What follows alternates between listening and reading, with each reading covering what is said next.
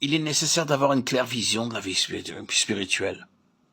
Il est nécessaire d'être convaincu de notre état charnel. Et il n'y a qu'un pas à se faire pour passer de l'état charnel à l'état spirituel. Nous arrivons au dernier point. Il est nécessaire de faire le pas décisif, en croyant que Christ a le pouvoir de nous garder, de nous délivrer, de nous libérer de nos fardeaux, de nos difficultés, de notre anxiété, de nos peurs. Ce n'est pas une simple perspective.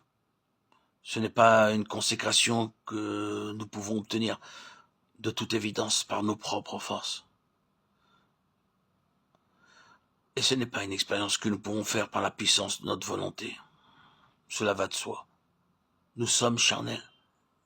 Il nous serait difficile de sortir de ces liens, de ces chaînes. Non. Tous ces éléments peuvent être présents. Mais le principal, c'est de regarder à Christ. Notre libérateur, notre délivrance se trouve en Christ. Il nous faut croire qu'il a la puissance de nous garder demain, après-demain, toujours. Nous devons avoir la vie de Dieu en nous. Nous avons besoin d'une vie qui peut résister à toutes les tentations. Une vie qui ne durera pas seulement jusqu'à la prochaine réunion de consécration, mais qui durera jusqu'à la mort. Nous voulons, par la grâce de Dieu, faire l'expérience de ce que la toute-puissance de Christ, habitant en nous, peut accomplir, et de tout ce que Dieu peut faire par nous, pour nous, en nous.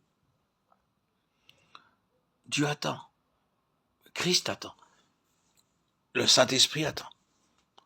Ne voyez-vous pas en quoi vous avez eu tort et pourquoi vous avez erré si longtemps dans le désert? Ne voyez-vous pas le bon pays, le pays de la promesse, où Dieu veut vous introduire, vous garder et vous bénir? Rappelez-vous l'histoire de Josué et Caleb et des espions envoyés à Canaan. 10 des espions dirent au retour, « Nous ne pourrons pas vaincre ces gens-là. » Mais Caleb et Josué dirent, « Nous les vaincrons, car Dieu l'a promis. » Saisissez aujourd'hui les promesses de Dieu. Écoutez sa parole.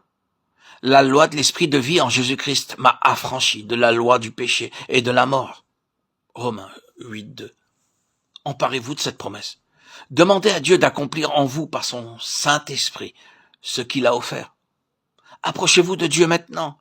Ne vous inquiétez pas de rien, éprouvez aucune sensation, aucune excitation, aucune illumination. Tout cela fait partie de l'homme charnel, du péché. Ce n'est pas le travail de l'esprit. Venez et appuyez-vous sur la parole de Dieu. Et l'Éternel, Dieu a promis, comme Père, d'accorder le Saint-Esprit à chacun de ses enfants affamés. Luc 11:11-13. Comment ne vous le donnerait-il pas? Comment ne donnerait-il pas le Saint-Esprit à ceux qui le lui demandent? Comment n'accomplirait-il pas sa promesse? Aussi vrai que Christ fut donné pour vous sur le calvaire, aussi vrai que vous avez cru à la puissance du sang de Christ, le Saint-Esprit a été donné pour vous et moi. Ouvrez vos cœurs, soyez remplis du Saint-Esprit. Venez, croyez que le sang de Christ peut vous purifier. Confessez votre état charnel, et vous serez lavés par le sang. Puis confiez-vous dans le Christ vivant pour recevoir la bénédiction du Saint-Esprit.